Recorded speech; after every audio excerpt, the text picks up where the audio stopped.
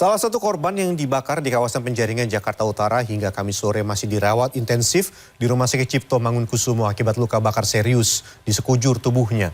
Sementara polisi hingga kini telah memeriksa 5 orang saksi dan memburu pelaku.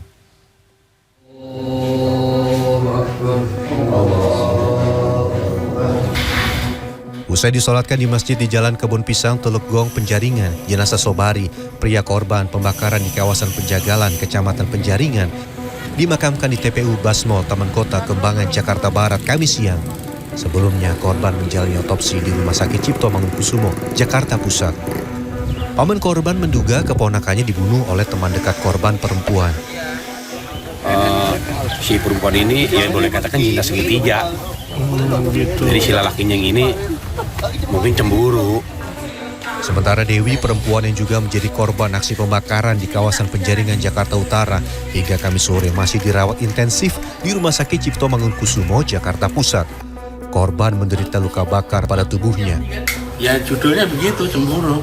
Namanya orang nggak kerja, kalau sama anak saya kan tiap hari bisa makan, diksinya begitu, nggak mau saya kalau diksinya kalau mau dicerai, nggak mau, kalau gitu. Hingga kini polisi masih melakukan pengejaran terhadap pelaku pembakaran. Polisi telah memeriksa 5 orang saksi. Indikasi pelaku ini ya belum bisa disampaikan karena masih dalam lidik. Ada kemungkinan orang terdekat, Bang? Bisa jadi, bisa juga enggak. Gitu. Karena kita kan praduga tak bersalah. Bang, untuk saksi ini orang terdekat atau yang ada di TKP kemarin? Yang ada di TKP juga ada. Kasus bermula saat kedua korban, Dewi dan Sobari, sedang berjalan di kawasan Penjaringan, Jakarta Utara pada Rabu malam. Tiba-tiba seorang pria tak dikenal menyiram korban dengan bensin dan membakarnya. Pelaku pun langsung kabur. Kasus ini masih diselidiki unit Reskrim Polsek Penjaringan dan Polres Metro Jakarta Utara. Tim Liputan CNN Indonesia.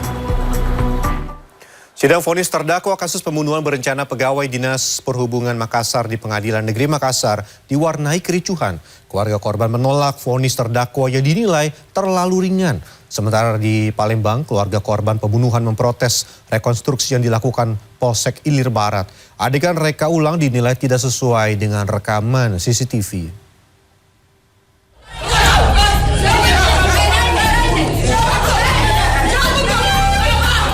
Kericuhan terjadi setelah Ketua Majelis Hakim Johnny Cole Richard mengetuk vonis terdakwa Muhammad Asri Kamis siang.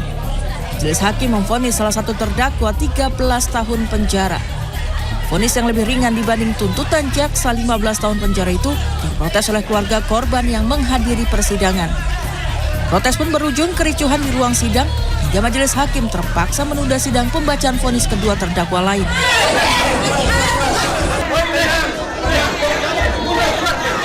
Kasus pembunuhan berencana ini melibatkan 4 terdakwa yakni Muhammad Asri, Sulaiman, dan Hairul Alam, serta Iqbal Asnan, mantan Kepala Satpol PP Kota Makassar yang didakwa sebagai dalang pembunuhan yang meninggal pada 18 Desember 2022.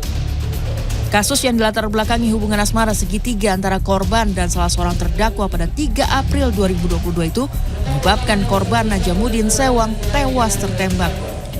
Adapun nantinya para keluarga terdakwa atau pengacara terdakwa bisa melakukan upaya hukum banding, ya. Kalau tidak puas dengan hukuman yang diputuskan oleh majelis hakim.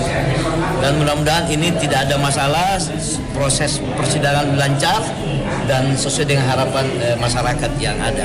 Masuk kakak kami dari sebelah kanan. Baik. Kakak kami tidak megang pisau, kok di sini rekonstruksi kakak kami megang pisau, tidak ada kakak. Jadi gini. Karena tidak sesuai dengan rekaman CCTV, keluarga korban yang hadir menyaksikan reka adegan pembunuhan pedagang nasi memprotes rekonstruksi polisi. Salah satu anggota keluarga korban memprotes adegan di mana korban sudah membawa pisau saat pelaku mendatangi korban. Berdasarkan CCTV menurut keluarga korban baru mengambil pisau setelah ditusuk oleh pelaku. Kasus pembunuhan terhadap seorang pedagang nasi bernama Ahmad Mulkan terjadi pada 16 Desember sekitar pukul 6.30 pagi di kawasan Jalan Srelo, Kelurahan Bukit Kecil, Palembang. Peristiwa ini terjadi karena istri korban menagih utang Rp12.000 di depan teman-teman tersangka. Akan kita tetap terima sebagai masukan, namun kan ini hasil dari keterangan dari tersangka.